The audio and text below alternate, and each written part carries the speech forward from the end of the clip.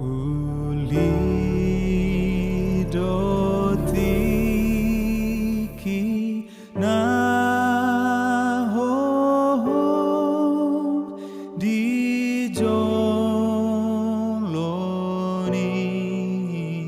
abang sani amakuna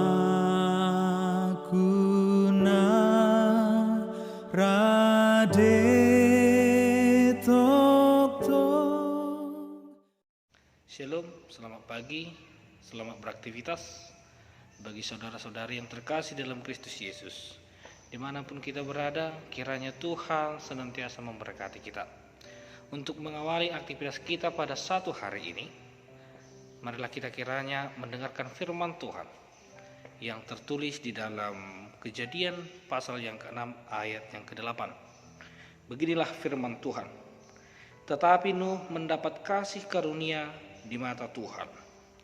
Bapak Ibu yang terkasih dalam Kristus Yesus, ketika kita diperhadapkan dengan konteks Nuh, kita melihat bagaimana kehidupan manusia yang sudah kacau, kehidupan manusia yang tidak lagi percaya dengan Tuhan.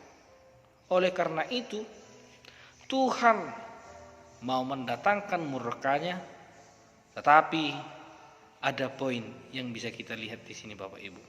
Ada keistimewaan yang bisa kita lihat, yaitu Tuhan masih memberikan kasih-Nya kepada Nuh. Tuhan masih memperhatikan orang-orang yang setia dengan Dia. Oleh karena itu, hal ini membenarkan keadilan Allah dalam murkanya terhadap dunia dan menunjukkan bahwa Ia sudah secara ketat memeriksa sifat setiap orang. Tuhan melihat detailnya bagaimana sifat kita yang sudah kita lakukan selama ini. Oleh karena itu, Bapak Ibu, di sini bagaimana keajaiban-keajaiban yang besar yang diperoleh oleh Nuh. Mungkin Nuh tidak berkenan di mata manusia, tetapi di mata Tuhan dia berkenan. Oleh karena itu, ketika Tuhan mau memberikan pemberitaan tentang menghukum dunia, tetapi Nuh mendapat kasih karunia dari Tuhan. Dan ini pun sudah cukup untuk memberikan kehormatan dan penghiburan kepada orang-orang yang setia dengan Tuhan. Oleh karena itu Bapak Ibu, di sini juga kita melihat dalam hal ini kita diajak untuk belajar supaya baik kita dalam tubuh ini maupun diam di luarnya kita boleh berkenan kepadanya. 2 Korintus 5 ayat 9. Bagaimana sifat kita di dalam? Seperti itulah yang kita lakukan di dalam kehidupan kita sehari-hari. Orang yang sangat dikenan Allah adalah orang yang dikenan Allah. Bagaimana kita memaknai itu Bapak Ibu?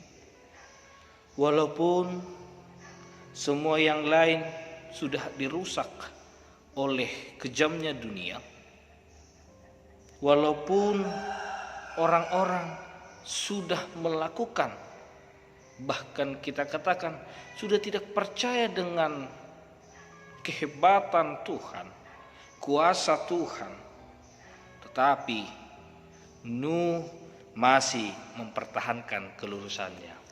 Inilah yang bisa kita lihat Bapak Ibu, bagaimana situasi kita saat ini.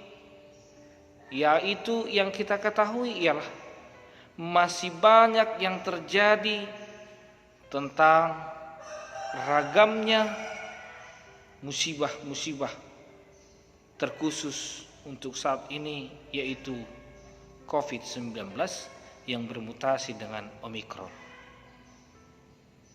Saat ini masihkah kita mempertahankan iman kita kepada Tuhan? Masihkah kita saat ini Bapak Ibu masih percaya dengan kuasa Tuhan yang bisa menyembuhkan kita dari perkara-perkara COVID ini? yang pastinya saya katakan Tuhan pasti bisa.